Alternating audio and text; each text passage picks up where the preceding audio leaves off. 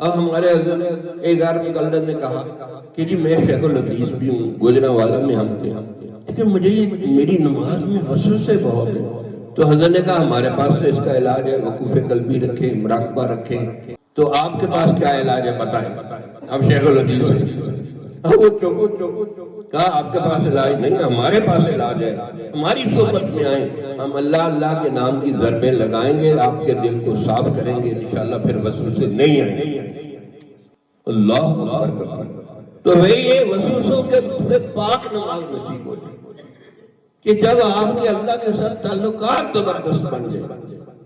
अब इसके लिए मेहनत करनी पड़ेगी, इसके लिए वकूफ़े कल्बी रखना पड़ता है, मुराक़बा करना पड़ता है, रोना पड़ता है अल्लाह के आगे, फिर ये चीज नसीब होती है। वैसे नहीं होगी, जितनी मर्जी इरादे कर ले, नियतें कर ले, नहीं ये चीज नसीब हो सकती।